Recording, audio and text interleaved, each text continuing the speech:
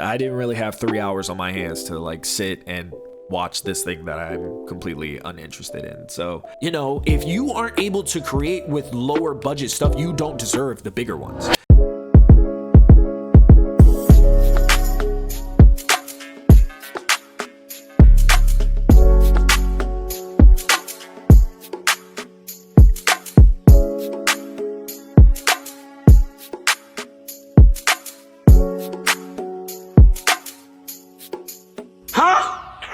Good morning, internet. It's JustJaySama. I'm back with another video. Look, okay, we've got a lot to talk about, very little time to do it. So, as of the recording, it is 9:40 a.m. here on the West Coast. April 7th, we have quite a few topics to talk about, but today we're only going to talk about one. Now, I'm sure a lot of you guys who are fans of the Longtime Show, welcome back to the Canon Culture Show. Different than the Canon Culture Podcast, I decided, you know what, these two things need to be separated just because on a weekly basis, there's just too many things to talk about. There's always something going on, and not everything is gaming based. And unfortunately, the way that the podcast is kind of set up is just not enough for me. So in the last couple of weeks, I've been plotting and trying to figure out exactly how I'm going to do the show. And of course, I used to love doing it daily. I used to love going live, you know, as soon as I got off work. At the time, I was working for a mergers and acquisitions company, and I was working from home. You know, this was pre-COVID, funny enough. So there was just certain things that I could do at 3:30 and then start streaming at 4. And I was doing that every day, and I would film this show. So I kind of wanted to go back to doing that just because I really enjoyed it, man. That was something that is never going to change. There's always something very interesting for me to talk about. There's always something that I'm interested in. So this is my way of doing that. You know, I have days off, I have mornings off and stuff like that. So I'm like, okay, once I get a more consistent schedule, it'll be a lot easier to make content.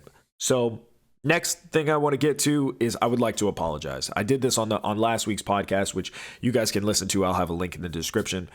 I want to apologize to the hundreds and thousands of people that have ever watched, consumed, listened, hated, loved my videos, loved my content that I made. I would like to apologize, okay? Because sometime in between 2017 to 2021, I got a little lost, man. I got a little lost in the majesty of everything. I got a little lost in being able to create content and not really creating it for the sake of creating it.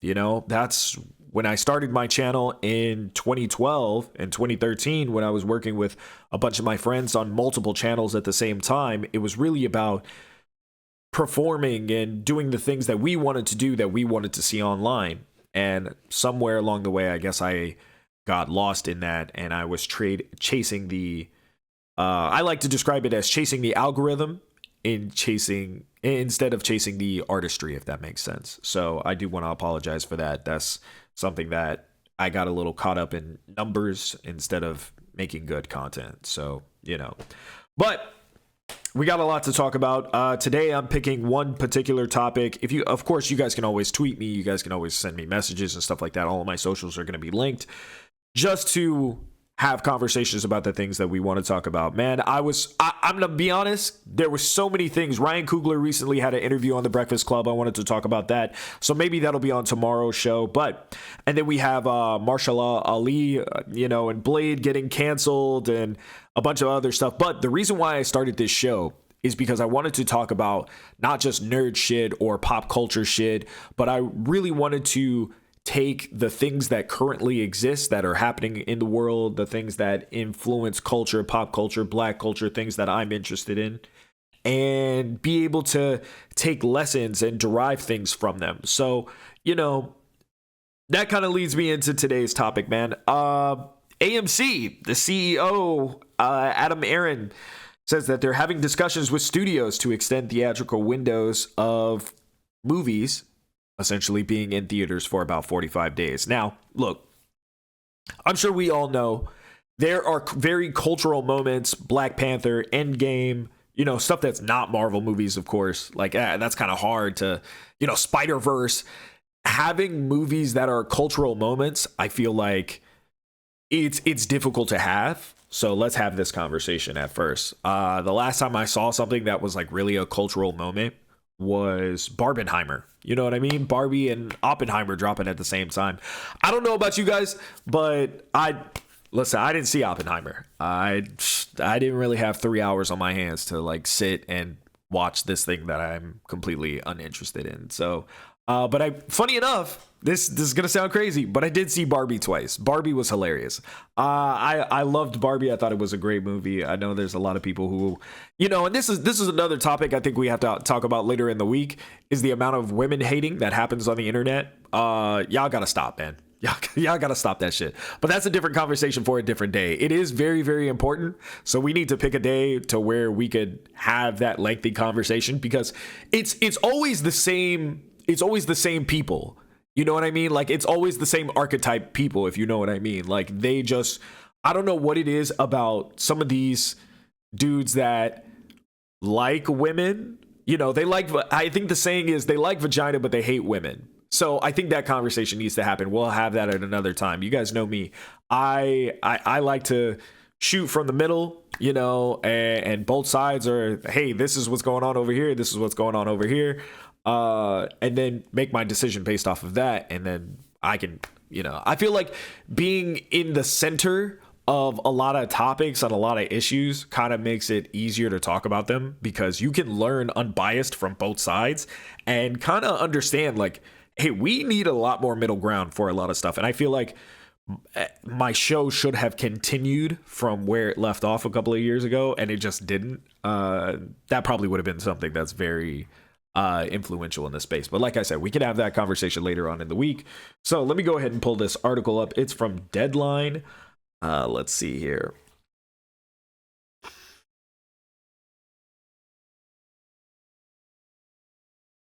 All right, the CEO says, I have at least 3 of the 6 major studios who are completely in agreement that we need to bring back the 45-day window.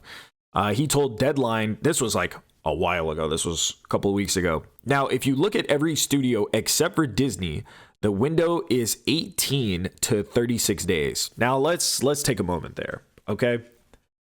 For me, in particular, I don't like spending a whole lot of money at the movies. I really don't. I truly, truly do not. Tickets are extremely high, so much so that I actually recently, last year, I had a job at AMC just so I could, well, not just so I could get free movies. It's because I also needed money, okay? I needed money real bad, and I've been an ASM, which is an store manager, I guess an assistant manager at multiple other movie theaters here. So I had the experience. And I was like, oh, this is going to be an easy job for me to do. I should have went into management, but that's a different conversation for a different day. Now, obviously, there's numerous amount of things that we can put the blame on here. Okay, just going through Twitter on this original post, one person was saying, how about we make original movies better? Like, how about we make better original movies? Another person says a discussion about the prices need to be had. They're outrageous. And then obviously there's other people that are like, oh, this is a huge W. Obviously, they should be in the theaters at least 60 days, to which I agree.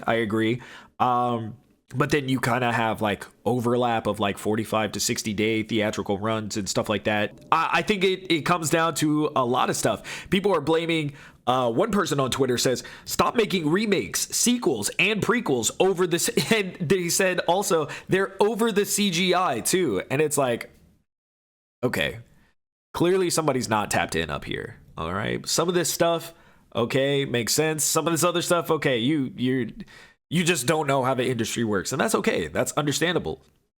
One person also says, in other words, studios have realized that releasing on their streaming services doesn't make them quite as much money, which I will agree with. 100%.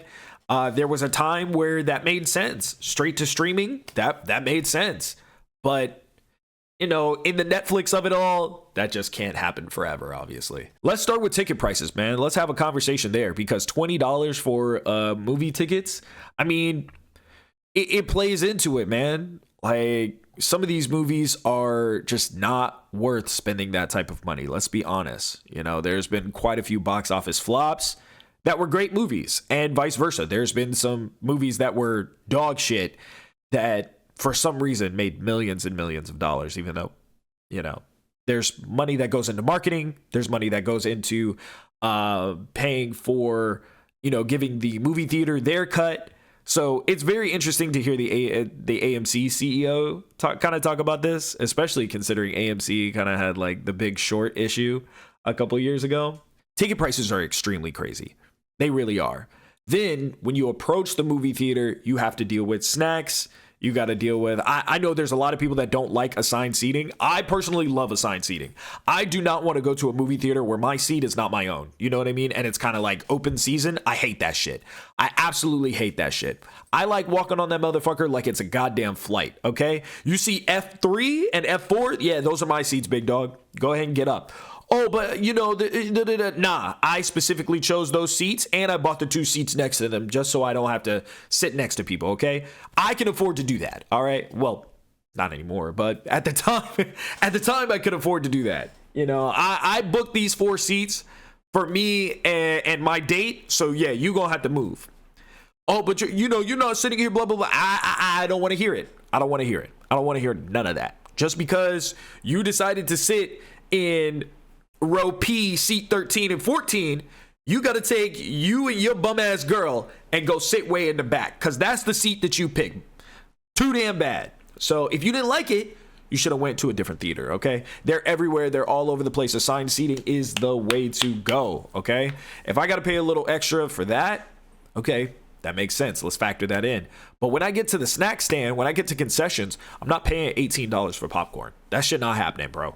That shit is not happening. Okay. And then AMC in particular tries to hit you with the, oh, you know, you gotta be a member to get, you know, your refill and stuff like that. Come on, guys. You guys are paying $2 for this bag of popcorn. Let's be honest.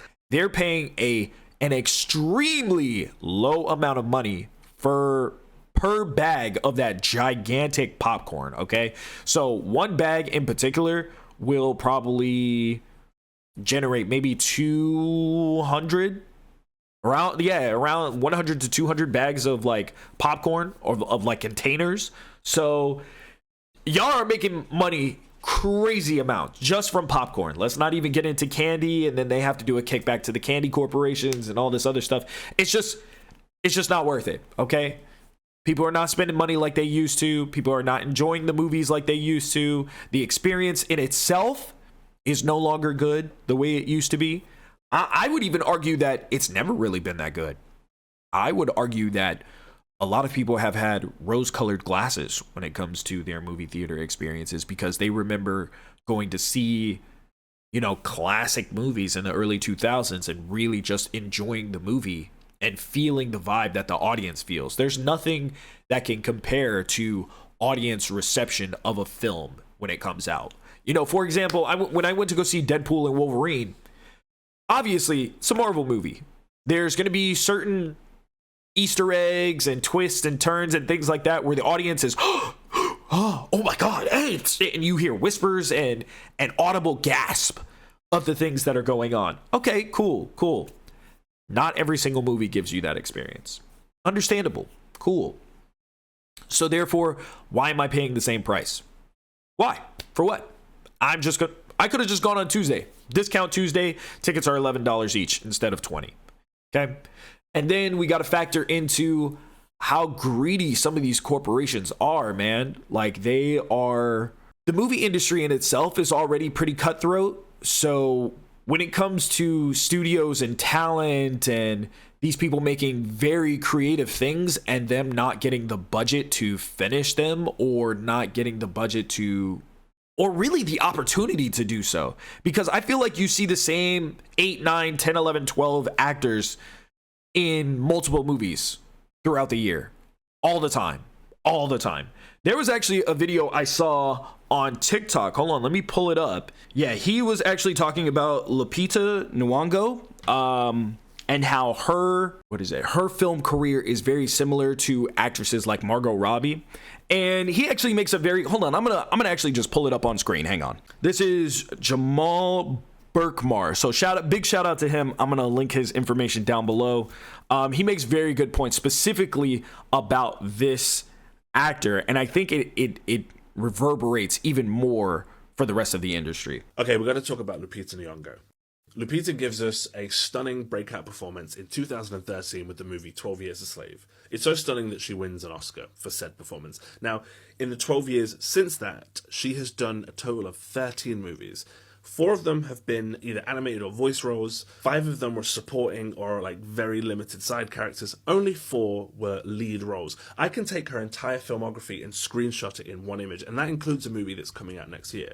Now, I already know what's going to be said because it's been said before. Well, maybe she didn't want to do that. Maybe she wanted to work on other things. Except no, she didn't. Lupita herself said in an interview with Vanity Fair that she wasn't really getting that many lead role offers. She described it as a sobering reality that she just kept being offered more roles as enslaved people, and she said that most of the script she was being offered didn't show much growth in an upward direction. Now let's go back to 2013. Who else had a breakout year alongside Lupita? Margot Robbie. Since The Wolf of Wall Street, Margot Robbie has done 25 films, almost double Lupita's number. And on top of that, she's built producing power. You know, off screen, she's had 5 credits. And to Lupita's 4 lead roles, Margot Robbie was already in double digits. And as always, I know what that next argument is going to be, right? Margot Robbie is a bigger box office draw. Okay, cool.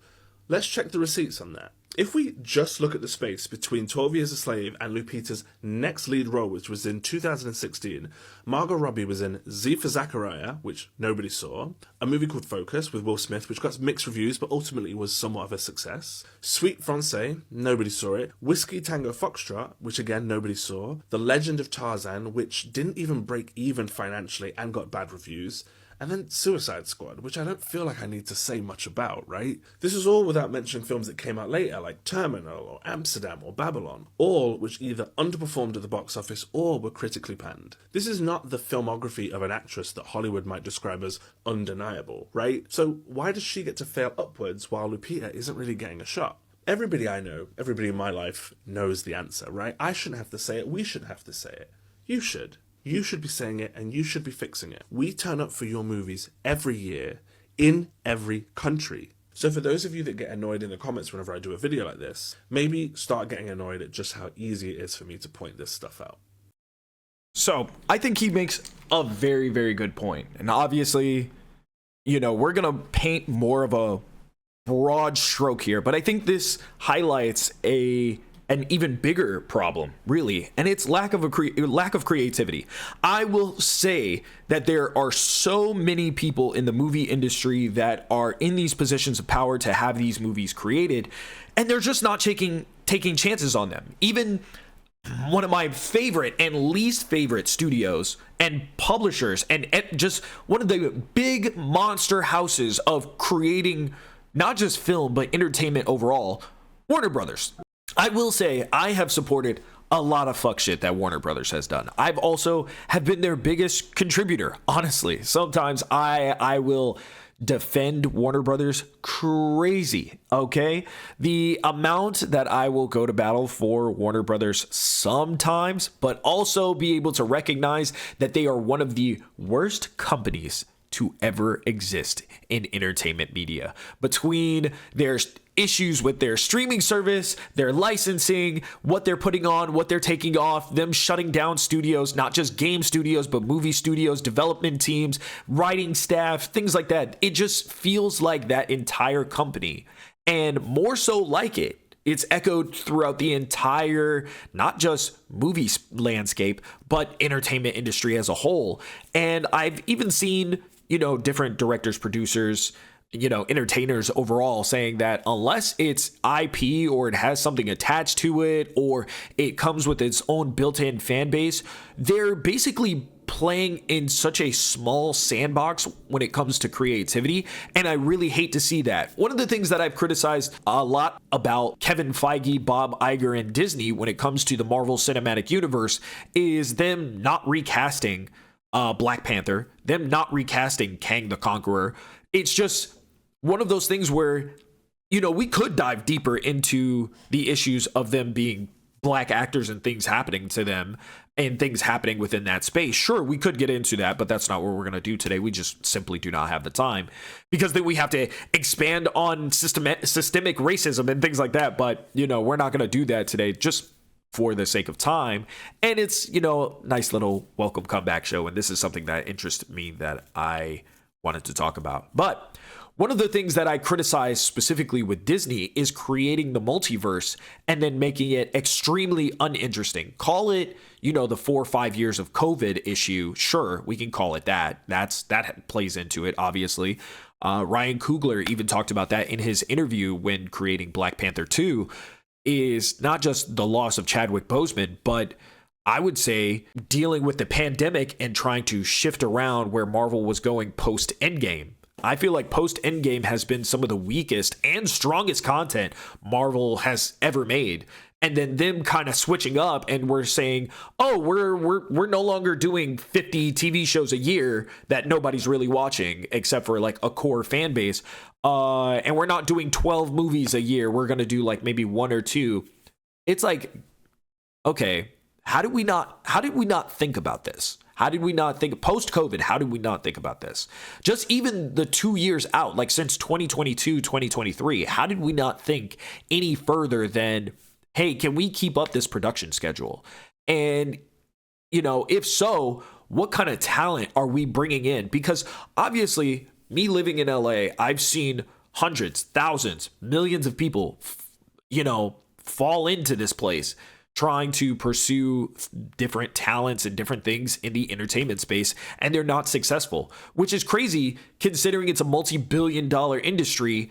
And sure, not everybody is going to have the best, greatest idea, but there should be new ideas being developed, if not every single week, every single day, that is being taken a chance on. You know what I mean? And we may not see certain things like that, much like Ryan Coogler's career. We may not see that stuff being developed.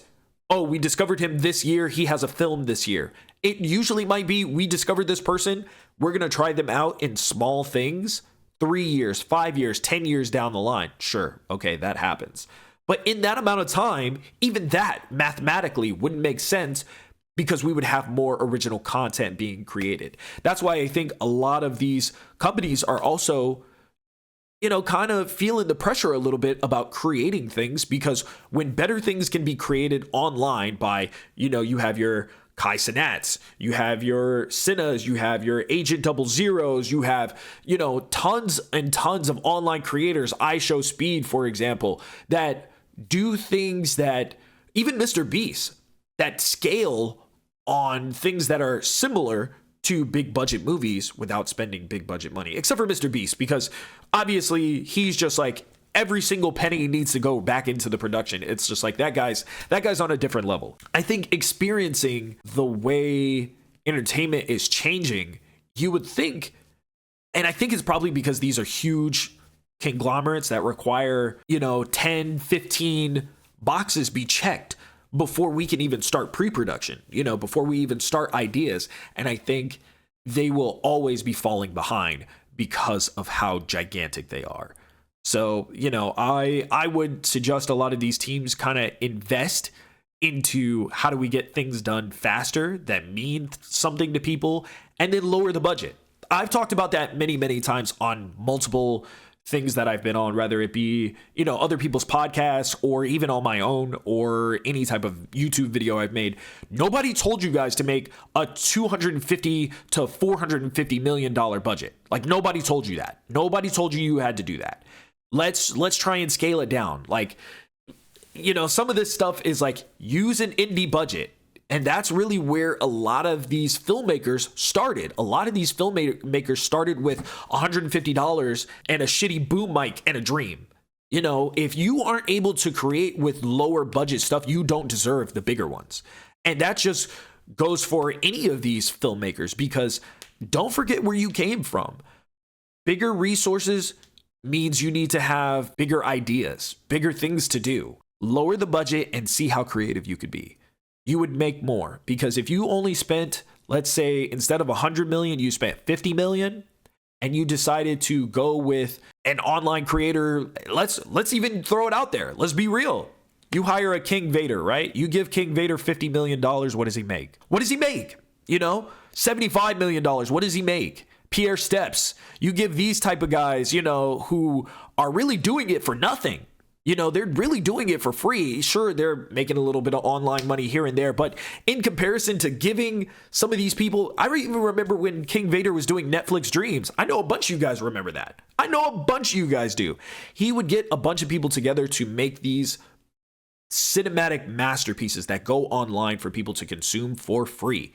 He was not asking for anything. And look where he's at now. Imagine, and even if we go back a little bit further, one of my the reason why I even got started in YouTube was originally to make short film sketches and make movies long term, right? Freddie Wong is a perfect example of you know, taking these ideas of things that you want to see be made and then creating a gigantic career out of it. So big shout out to him, one of the OGs of YouTube. Issa Rae, obviously, you know, from the Awkward Black Girl sketch show. I mean, into Insecure, you know, it didn't happen overnight. So these are gambles that I would say these studios, if they want to see more profit, and even AMC, shout out to them, they need to start backing their own productions. You know, maybe that's something that, you know, they need to introduce in their movie theaters. Give me an experience. You want to make more money? Invest more in it. Invest more in the creatives that create these things. So, but that's just my personal opinion. What the fuck do I even know? I'm just a guy talking on the internet. Thank you guys for listening to today's comeback episode. Listen, if you guys want more, I will link all of that information down in the description. Make sure to give today's video a like. Subscribe to the channel if you are new. Guys, I really have enjoyed this. We're going to have another one coming tomorrow. If you guys really, really enjoyed this video, please let me know down in the comments. That's the only way I'm going to make another one. I'm going to be honest with you. I enjoy doing these. I enjoy just like ranting off the top of the dome, having some statistics here, citing some sources here. You know, it's just a lot of fun. I really, really enjoy this. We'll try and keep it up and go as many days in a row as possible. And of course, obviously, we're still working on all the anime content. We're still doing the podcast. We're still doing live streams and stuff like that. I just haven't really been able to figure out the schedule to do so. So, you know, until that comes, you know, this is what you guys get for now. But hey, I want to thank you guys for listening. Thank you guys for watching. I'll see you guys tomorrow.